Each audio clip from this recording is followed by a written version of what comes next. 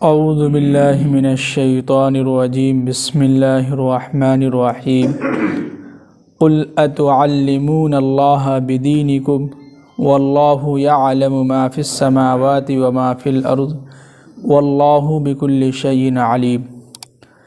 کل پچھلے آیت میں بات چل رہی تھی کہ حقیقت میں ایمان والے اور ایمان لانے والے وہ لوگ ہیں جس نے اللہ اور اس کے رسول کو دل سے مانا ہو اور اس کے بعد پھر کسی بھی چیز میں شک میں نہ رہا ہو، اور جو لوگ اللہ کے راستے میں اپنی جان اور مال اللہ کے راستے میں لگایا ہو، جہاد کیا ہو، اور یہی لوگ جو ہیں سچے ہیں، یہی لوگ کامیاب ہیں۔ اب آگے کہہ رہے ہیں کہ قل، اے نبی صلی اللہ علیہ وسلم، آپ ان دیہاتیوں سے کہہ دیجئے کہ اتعلمون اللہ بدینکم، کیا تم اللہ تعالیٰ کو اپنے دین کی اطلاع دے رہے ہو؟ یعنی کہ ان دیہاتیوں سے آپ کہہ دیجئے کہ کیا تم لوگ اللہ تعالیٰ کے اوپر یعنی اپنے اسلام لانے کی جو ہے اللہ کو خبر دے رہے ہو، یعنی لوگوں کو بتلا رہے ہو کہ ہم اسلام لائے ہیں، لوگوں کو تم اللہ کے نبی کو بتلا رہے ہو کہ ہم اسلام لائے ہیں، ایمان میں داخل ہو گئے ہیں۔ یہ کہنے کا مطلب ہے کہ اے نبی صلی اللہ علیہ وسلم، آپ ان دیہاتیوں سے کہہ دیجئے کہ کیا تم لوگ اپنے اللہ کو اپنے دین کے لانے کی اطلاع دے رہے ہو، یعنی اسلام میں داخل ہونے کی لوگوں کو بتلا رہے ہو۔ واللہ، حالانکہ اللہ تعالی یعلم ما فی السماوات وما فی الارض، جو کچھ بھی آسمانوں میں ہے، وما فی الارض، یا جو کچھ بھی زمین میں ہے، سب اللہ تعالی جانتا ہے، ان کو بخوبی معلوم ہے کہ کون کیا ہے نہیں ہے، کس کے بارے میں کیا ہے نہیں ہے، کون لوگ دل کے اندر کیا بات چھپائے ہوئے ہیں، سب کچھ اللہ تعالیٰ کیا ہے، جان رہے ہیں۔ اب آگے کہہ رہے ہیں کہ واللہ بکل شیء علیم، اور اللہ تعالیٰ پورا علم، ہر چیز کا علم رکھتے ہیں، اور ہر چیز کا علم اللہ تعالیٰ کو معلوم ہے۔ اب آگے کہہ رہے ہیں کہ یمنون علیک ان اسلموا، کہ اے نبی صلی اللہ علیہ وسلم، یہ لوگ آپ پر احسان جتلاتے ہیں، احسان رکھتے ہیں کہ یہ ایمان لائے ہیں۔ یعنی اللہ کے نبی صلی اللہ علیہ وسلم سے آ کے کہہ رہے تھے نا کہ ہم ایمان لے آئے ہیں، تو ایسا لگتا ہے کہ یہ جو ہے اللہ کے نبی پر احسان کر رہے ہیں۔ یہ کہنے کے مطلب، تم اگر ایمان لے آئے ہو تو اللہ کے نبی پر احسان کیوں کر رہے ہو؟ تم اگر ایمان لائے ہو تو تمہارا اس میں اپنا فائدہ ہے۔ یہ کہنے کا مطلب۔ اب آگے کہہ رہے ہیں کہ قل، اے نبی صلی اللہ علیہ وسلم، آپ ان سے کہہ دیجئے کہ لا تمنوا علی اسلامکم، تم اپنے اسلام لانے کا مجھ پر احسان مت جتلاؤ۔ تم اگر اس اسلام میں داخل ہو گئے ہو، ایمان لے آئے ہو، تو اس پر جو ہے اللہ کے نبی پر تم احسان مت جتلاؤ کہ اللہ کے نبی، ہم آپ کی دین پر ایمان لے آئے ہیں، ہم آپ کو اللہ کے رسول مان رہے ہیں۔ تو یہ احسان جتلانا ہوا۔ کیا ہوا؟ احسان جتلانا۔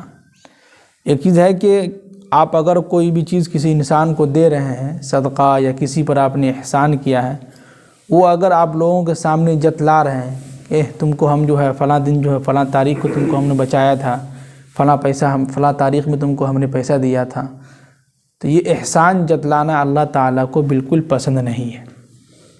آپ اگر کسی کی بھلائی کیے ہیں تو اللہ کے لیے کیے ہیں، اللہ سے اس کی جو ہے ثواب کی امید رکھیے، لوگوں سے امید مت رکھیے۔ کیا ہے؟ لوگوں سے امید نہیں رکھنا چاہیے۔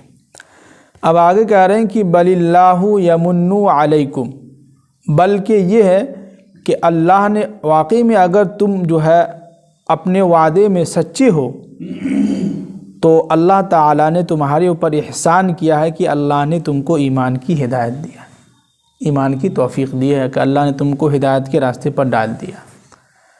یعنی اگر تم واقعی میں سچی بات کہہ رہے ہو تو یہ اللہ کا تم پر احسان ہے کہ اللہ نے تم کو ایمان کی دولت سے نوازا ہے کہ نہیں؟ اللہ کا ہمارے اوپر احسان، انعام، اکرام ہے کہ اللہ نے ہم سب کو عشاء کی نماز جماعت کے ساتھ نماز ادا کرنے کی توفیق دی۔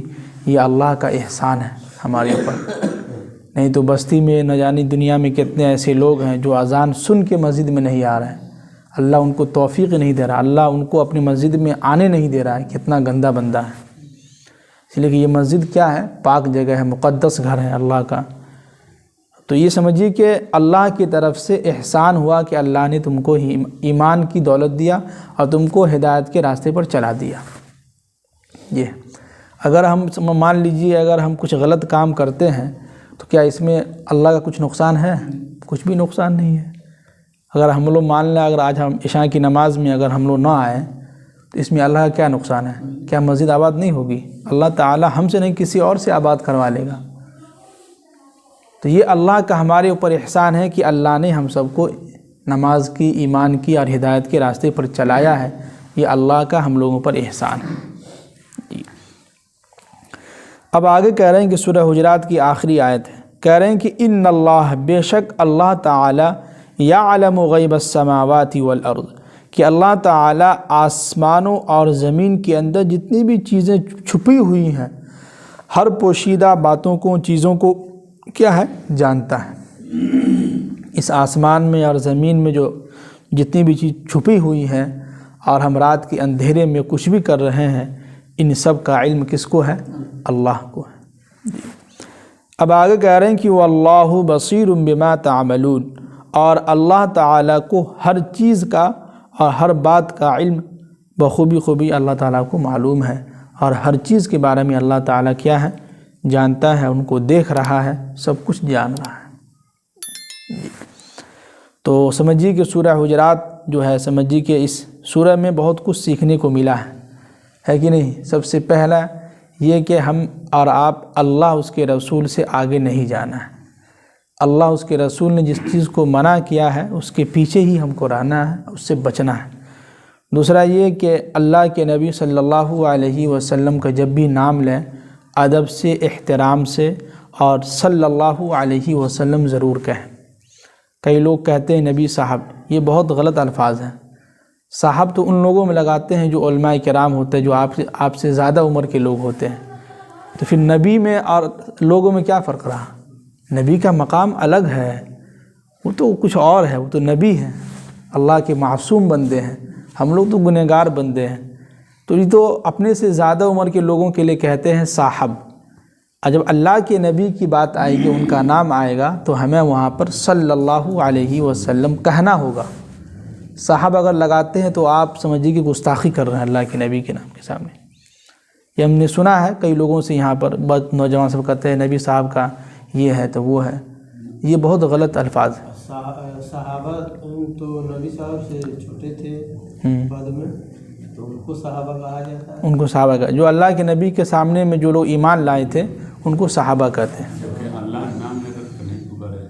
جبکہ اللہ کے نبی صلی اللہ علیہ وسلم کو قرآن میں جو ہے جہیں کہیں بھی پکارا ہے تو کچھ لقب دیا ہے، مزمل، مدثر، یاسین، الرحمن، نہ جانے کتنے نام اللہ نے لے کے پکارا ہے۔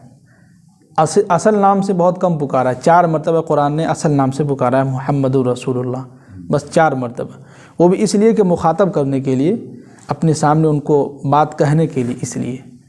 تو ہم لوگوں کو بھی چاہیے کہ جب اللہ کے نبی صلی اللہ علیہ وسلم کا نام آئے یا نام ہم کسی کے سامنے بیان کریں تو یہ کہیں کہ ہمارے نبی صلی اللہ علیہ وسلم نے یہ فرمایا ہے، تو صلی اللہ علیہ وسلم ضرور ہم لوگ کو لگانا چاہیے۔ دوسری بات یہ کہ دنیا کے اندر نبی کے جو وارثین ہیں وہ اب اس دور میں علماء کرام ہیں، تو علماء کرام ہی اس دین کو اور قرآن و حدیث کی باتوں کو لوگوں تک پھیلائیں گے، وہی حقیقت میں بتلائیں گے کہ قرآن و حدیث کیا ہے۔ تو ہمیں ان کا بھی احترام، ان کا بھی عزت کرنا چاہیے، اور ان کا نام جب بھی لیں تو آگے صاحب لگا دیں، فلاں صاحب، مفتی صاحب، مولانا صاحب، امام صاحب۔ تو اس سے کیا ہوتا ہے کہ اگر آپ علماء کرام کی عزت کر رہے ہیں تو گویا سمجھیے کہ آپ اللہ کے نبی صلی اللہ علیہ وسلم کی عزت کر رہے ہیں، اور علماء کرام کس کے وارثین ہیں؟ انبیاء کے وارثین، یہ ہے۔ اور اس کے بعد بہت ساری آیتیں ہیں، اور سب سے اہم یہ ہے کہ دنیا کے اندر گمان سے بچنا ہے۔ کیا ہے؟ گمان بہت خراب چیز ہے، شک جس کو کہتے ہیں۔ یہ شک والی بیماری جس انسان کے اندر آ گیا، بدگمانی، تو یہ انسان خراب ہو جاتا ہے۔ یعنی سمجھیے کہ ایک گھن ہوتا ہے نا، کہ جو کسی چیز میں اگر گھن لگ جاتا ہے تو گھن اس کو لگتے لگتے پورا جو ہے دیمک جو ہے وہ دروازہ خراب ہو جاتا ہے۔ تو اسی لیے شک جو ہے، شک کو ختم کر دیجئے۔ اگر شک آ بھی رہا ہے تو یہ شیطان کی طرف سے ہوتا ہے کہ پتہ نہیں 2 رکعت ہوئی کہ 3 رکعت ہوئی ہے، یا پتہ نہیں فلاں آدمی کیسا ہے نہیں ہے۔ بھائی فلاں کیسا ہے نہیں ہے، ہم کو اس سے کیا مطلب ہے؟ اپنا اعمال دیکھنا ہے کہ ہمارا اعمال کیسا ہے کہ نہیں؟ ہمیں اپنا دیکھنا ہے کہ ہماری نماز قبول ہو رہی کہ نہیں ہو رہی ہے، ہمیں دیکھنا یہ کہ ہماری صدقہ قبول ہو رہا ہے کہ نہیں ہو رہا ہے۔ تو اپنا دیکھیں اور لوگوں کے بارے میں اچھا گمان رکھیں، خاص طور سے اللہ تعالیٰ کے بارے میں، کہ اللہ تعالیٰ ہر چیز سنتا ہے، ہر چیز کو جانتا ہے، اور ہماری ہر دعاؤں کو سنتا ہے اور قبول بھی کرتا ہے۔ دعا قبول اسی وقت ہوگی جب آپ کے دل کے اندر یقین ہوگا کہ ہماری دعا قبول ہوگی، تو دعا قبول ہوگی تو ہوگی۔ اگر یقین نہیں ہے پھر دعا قبول نہیں ہوگی، کتنی بھی دعا مانگ لیجئے آپ۔ اس لیے قرآن نے کہا ہے کہ ثم لم یرتابوا، ایمان لانے کے بعد اللہ اس کے رسول پر پھر کسی چیز میں شک میں نہیں رہنا ہے کہ پتہ نہیں ہماری دعا قبول ہو رہی کہ نہیں ہو رہی ہے، کیا ہے نہیں ہے، تو شک میں نہیں رہنا ہے، بلکہ یقین کے ساتھ دعا مانگیں کہ یا اللہ ہماری دعا قبول کریں گے۔ بس یہ چیز ہے۔ اللہ تعالی ہم سب کو عمل کرنے کی